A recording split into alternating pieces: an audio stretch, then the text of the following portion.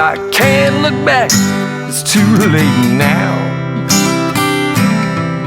My days are hours and I don't know how,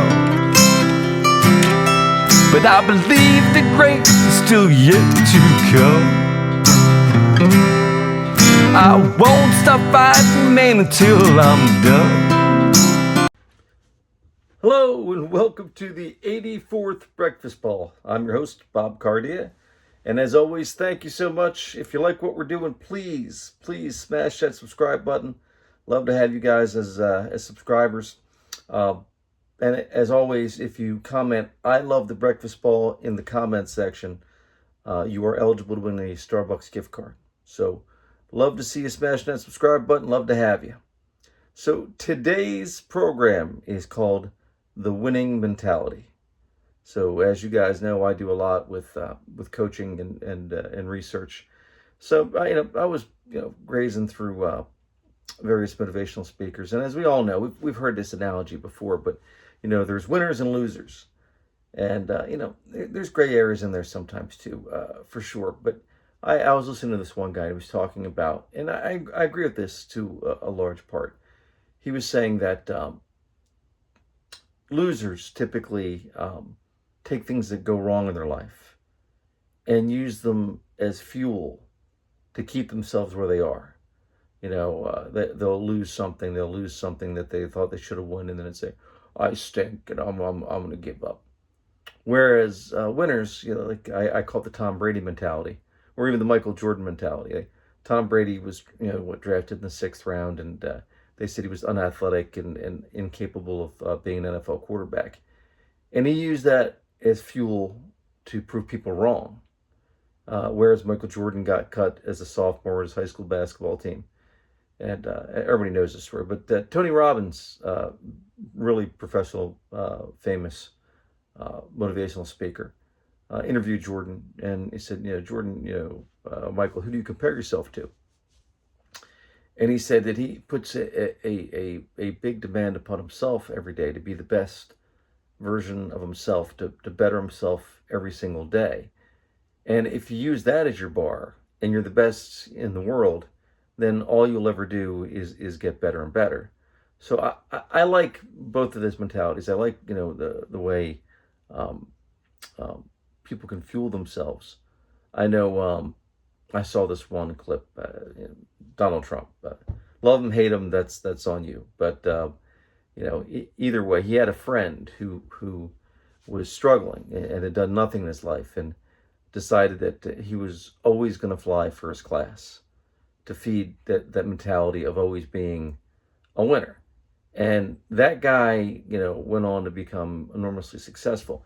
And I'm not advocating that for everybody. I mean, if you don't have the money, I don't know if you want to go out and buy a first class ticket, but again, he used that as fuel, either negative fuel or positive fuel. Negative, I can't afford it, I'm going to afford it someday.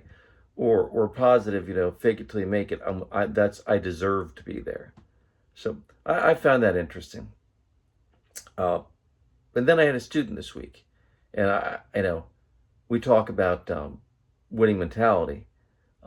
This young man has progressed nicely over the past several years. I've been really impressed with the progress that he's been making. Just shot, I think it was a 74 in a local event, and I came in 2nd or 3rd place. He's really getting it.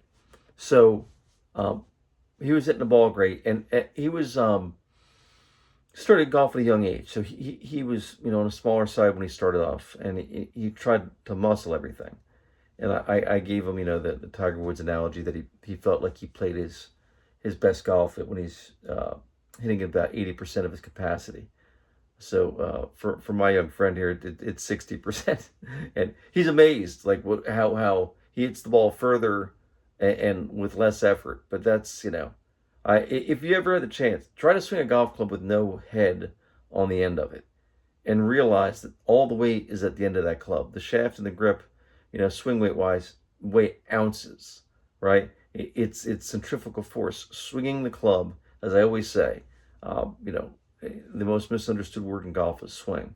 Let that sucker swing, okay? But anyway, 60% is the number that works for from my guy. But it's interesting because the two clubs he didn't hit well or didn't hit as well yesterday were his pitching wedge and his 3-wood, and both were initially. So we had this conversation. I said to him, if you ever feel like you're in that cavern of something isn't going well, take the time, take perfect preview swings. We don't even call them practice swings at this point. We call them preview swings. And then mentally work out, drop down to the 60% and work out in your head, what our goals are and what we're going for, and to swing the same rhythm that you want to with all your clubs. And sure enough, he just sat there and go, wow, this is great. But that's the little negative thoughts that can creep in just like that, they can harm you. So I don't remember how long ago I heard this study, but this study is ancient for me. I'd say at least 20 years old. If I told you there were a way to be about 5% better at golf without ever hitting a golf ball, would you be in? And all my students were like, oh, well, of course I'd be in. Well, scenario one, beautiful 70-degree day, sitting out there making beautiful golf swings, and you're feeling really good. There's nobody on the golf course. It's a Sunday during football season, so it's not very busy. And you step up there and you make a perfect preview swing, and you step up to the ball and you hit a fine golf shot. Scenario two, it's a busy Saturday at a public golf course. People are hitting into you. You got paired with people that are slow. You're not happy. People are hitting into you again and again. And you step up, you rush your preview swing. You're not happy with your preview swing. And then you hit a cruddy golf shot. Well, guess what? That study clearly showed, right? People that were happy with their preview swing, right, were 3 to 5% more likely to hit a good golf shot. Whereas people who are unhappy with their preview swing were 3 to 5% less likely to hit a golf shot, right? So the net difference between the two was like 5%. Now, mind you, you have to have the first 95 to 98% to go in. But think about that. When your mind is right, you're in belief, you're calm, right? You have, the winning mentality. You are more likely to play well. Anyway, I thought I'd share that this week, guys. Hey, as always, please keep beating that subscribe button. If you want merch, order on the website. If you have any questions, let me know. Again, I love the Breakfast Ball comment section. Makes you eligible for a gift card. Hope all is well, guys. Have a great week, and I will see you next week.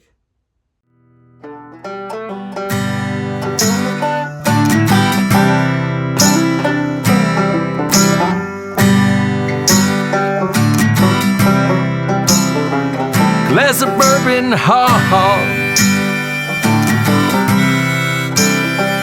my bourbon,